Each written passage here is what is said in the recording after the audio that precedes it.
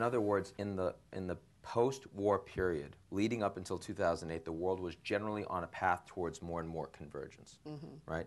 I think that Tom Friedman's The World is Flat, whether you like it or not, did basically capture that zeitgeist. I think that we are now in a world that is heading towards more divergence, towards more fragmentation. And we certainly see that in the desires of other countries over time to diversify away from the United States in terms of currency, for example. Again, not today, but they certainly know that over the long term they want that. They wouldn't have necessarily said that before 2008.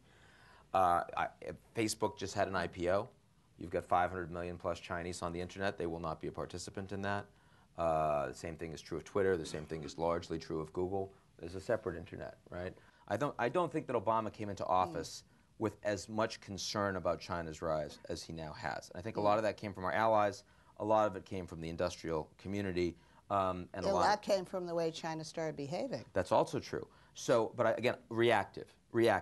And I do think that if you hear Hillary now on China, right, she says we welcome a peaceful Chinese rise as long as they behave the way we want them to.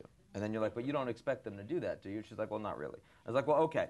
So given that, well, then what is all of this policy, the economic statecraft, the pivot? She said, well, then it's a hedge. It's a hedge. Well, what exactly is a hedge? Containment? So we didn't say containment. But you kind of mean containment, right? Well, it looks like containment to China. Exactly. And it looks like containment to China, to America's allies in the region. So, you know, we're damned if we do and we're damned if we don't. You know, in other words, if you just take a more passive role in the region, then trade and, you know, the China market will shift the center of gravity in the region increasingly to China. The U.S. will marginalize itself. But if we become more active, then it's perceived as encirclement, which is what Kissinger talks about, or containment by China. That's right. So what's the right balance? And do you think Obama administration is striking the right balance? And I'm going to throw in another one here. How about President Romney? Do you think President Romney will get the balance better? Okay, well, the last one is easy. The earlier ones are harder. But the first question you asked, I think, is exactly the right question. Because you're right. Kissinger comes back and says, Obama's too hawkish on China, which is funny to hear, right? But he believes it because he thinks that this policy is aggressive and encirclement. I have a view on this, and I really want to talk about it. But let me dispense with the Romney point first, which is that so Romney says that if he becomes president on day one, he will declare China a currency manipulator, which is a lie, right? Just wrong. He won't do that. But to be fair, I mean, Obama says that he's going to close Guantanamo when he was running, and that's not happening, right? So, I mean, I don't care about this stuff. I mean, when it's David Axelrod running against Karl Rove, I dispense with trying to do policy analysis because it's not useful. Well, what do you think Romney will do? Look, I mean, his top Asia guy is Evan Feigenbaum, who did his PhD with me at Stanford and used to work for me at Eurasia Group. I know him really well. Evan is one of the most thoughtful China hands out there. You know him really well. He is virtually identical to the folks that you presently have in the Obama administration. Okay, so it'll just be basically a continuation of our bipartisan approach to China. Yes, but I think that bipartisan approach is going to become more hawkish.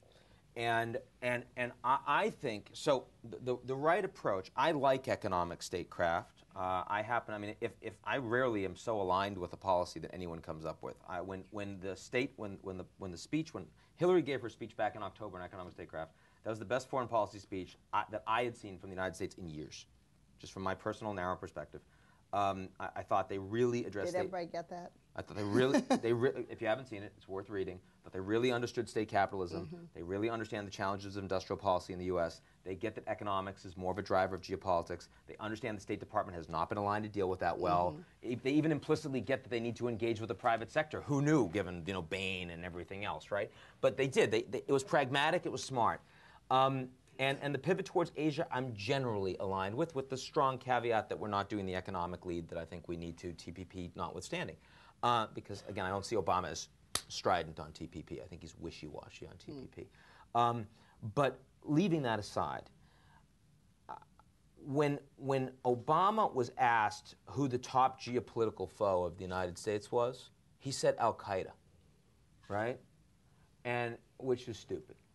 And Romney, of course, said Russia, which is even stupider. So what would you say? Look, I'd try not to answer the question if I was sitting president. Don't you think that's what they're doing? Yeah, well, but no, they're not. Look, I think that the real issue, I call China the Voldemort of countries, right? Because they're the country whose name must not be spoken, right? I mean, my forehead hurts just saying it, right? I really believe that if we want, I think more conflict with China is coming, right? I think that there's much more zero-sumness in our relationship. I know we want to manage that. It is in none of our interest for the U.S.-China relationship to blow up. Right. Therefore, to the extent that we are developing more significant problems with them, we need to be honest and transparent. We can't fake them out. I think responsible stakeholdership was not useful. Because when the Chinese hear responsible stakeholdership, they're like, well, wait a second. So you're saying that you want us to act like a rich country, though we're a poor country, and you want us to accept U.S.-led global standards that don't actually benefit our companies the way the Chinese standards would. Why should we do that? And we say, no, we really want you to. It's like when Condi Rice says that Russia's interests on Iran and America's are identical. Mm-hmm. That's breathtaking, right? It's nonsense. They don't feel that way. If we say it, it will be true. Yeah, if we say it, it will be true. And the Chinese do this too. They talk about win-win, right? Which is ridiculous.